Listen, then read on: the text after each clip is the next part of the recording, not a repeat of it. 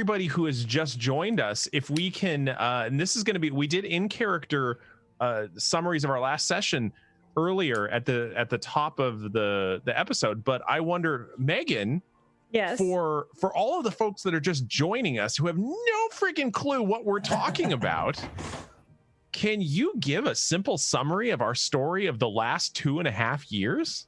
Just real quick, just like don't think about it, just 30 seconds or less. Go for it. I'm gonna channel Naren. Oh gods. There you go. So, some young idiots decided that it would be a good idea to earn money by going on an adventure. They agreed to go and fetch something for a lady. They didn't ask too many questions, and they got sent across the entire planet to go and fetch this little item for them.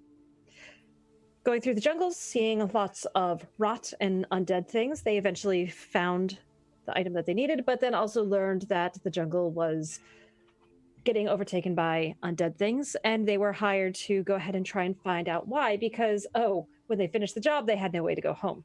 See, didn't ask questions. So they eventually found what was causing the undead to rise, and it was some sort of powerful illithid lich. And they fought it until it disappeared. Did not die. It vamped out. And they returned. They were given a teleportation circle back to the capital city of that they all knew.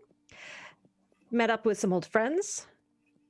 Emerald, now called Dabney because of Gemhammer and Sons' Deck of Wonder, got to meet up with some of his old friends, reconnecting with this girl Daisy that he knew, who now runs a criminal circle in the town of Winhold.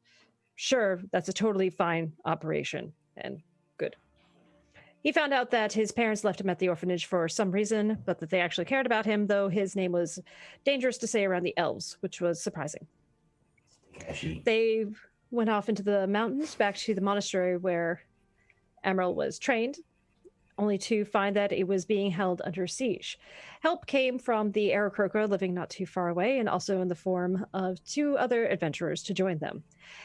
They were eventually able to win a fight against the Captain Guard, but also, interestingly, some gnolls and minotaurs showed up to chase away the army as well.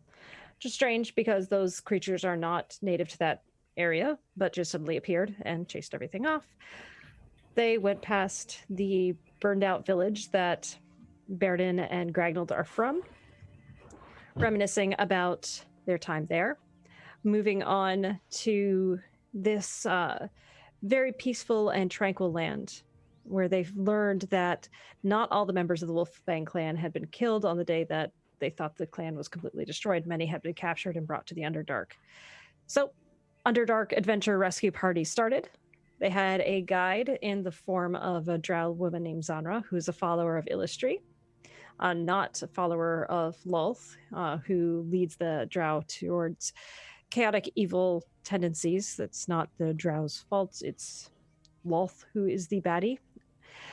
Going through the Underdark, meeting many different adventures, and Kai struggling to understand her own history as being part Jinn and what that means and the relationships with the Jinn. Eventually, they were able to get to the Drow City, rescue the people, get back an ancient artifact of the Moonfang clan, which chose Baradin. And he is now basically like the chief, the leader, wielder of the Wolf's Fang blade, which is pretty cool. Does some cool stuff for him.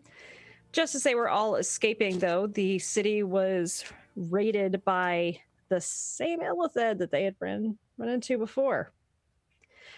The party ran through the tunnels, doing really well with all the refugees that they were bringing in, only losing 2.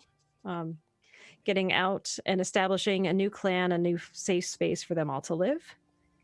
They traveled to the coast to go and meet up with Enkai's ship, because it was high time she go back to sea. And Baron was starting to worry about his homeland, and wanting to go back and see where he was from.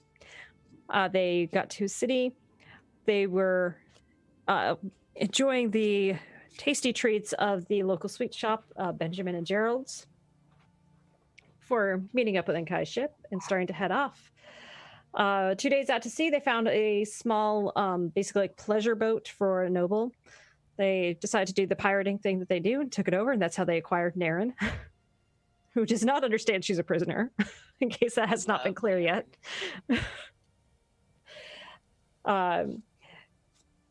Baron has learned that his brother wants him back home, which is a bit odd. They have a bit of a strange relationship.